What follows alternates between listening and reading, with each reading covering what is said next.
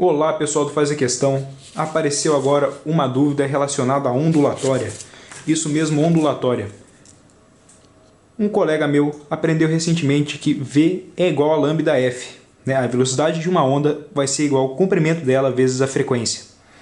Uma dedução simples disso é que se você tem aqui uma onda, desenhando bem toscamente ela, você tem aqui o comprimento de onda, que a gente chama de lambda, e o tempo que leva para que a onda, esse pulso aqui, se desloque, um comprimento lambda, a gente chama esse tempo decorrido de t.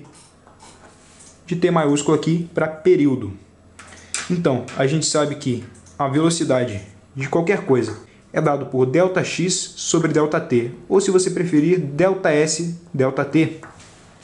A gente pode afirmar que o ΔS que essa onda sofreu durante o tempo t maiúsculo aqui, vai ser igual a lambda, e o tempo que ela levou para fazer isso foi o nosso período, o t.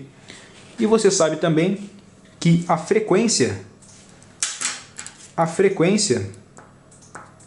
uma grandeza dada por 1 sobre t.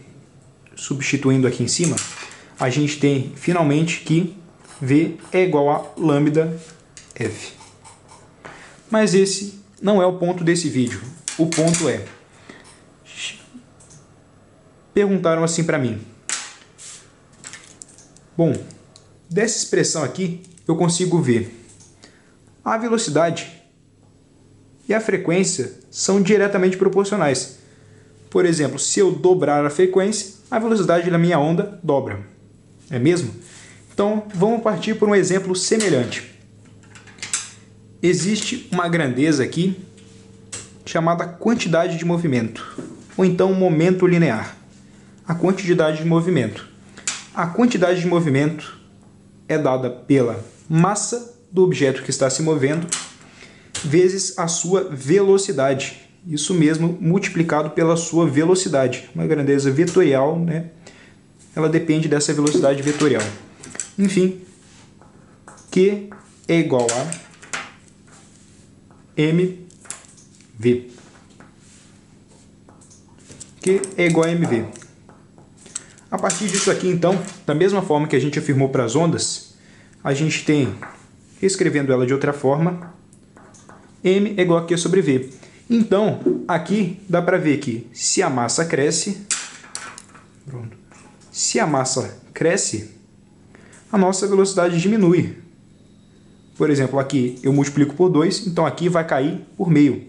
Logo, se essa velocidade ficar muito alta, se essa velocidade crescer bastante, a massa vai diminuir bastante. Então, por isso que o avião tem que correr bastante aqui para pegar uma velocidade tão grande até que a massa dele se reduza a zero. Isso é uma completa besteira. Esqueçam isso. Isso é um absurdo. Da mesma forma é que é um absurdo falar que a velocidade é diretamente proporcional à frequência. É um absurdo. Por quê? Por que isso vai ser um absurdo? Porque a velocidade de uma onda ela é determinada única e exclusivamente pelo meio em que ela se encontra.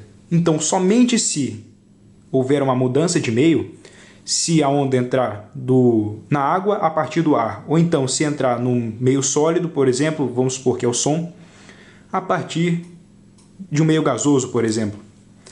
Só assim que a gente vai poder mudar a velocidade. Nada mais vai mudar a velocidade. Assim como a frequência só é determinada pela fonte emissora dessa onda. Por exemplo, você coloca um diapasão para vibrar um Dó, ele só vai vibrar o Dó, só vai vibrar essa frequência porque o objeto continua o mesmo, a fonte é a mesma, tem os mesmos materiais, sob as mesmas condições de produção do som. Ou de qualquer outra onda, claro, pode ser essa luz, por exemplo, vai ter uma frequência constante e só a fonte que vai poder mudar. O que eu quero chegar é que essa variável aqui é uma variável independente em relação às demais. Ou seja, essa variável aqui é independente das outras. Não importa se essa velocidade é 3, 10 ou 340 metros por segundo.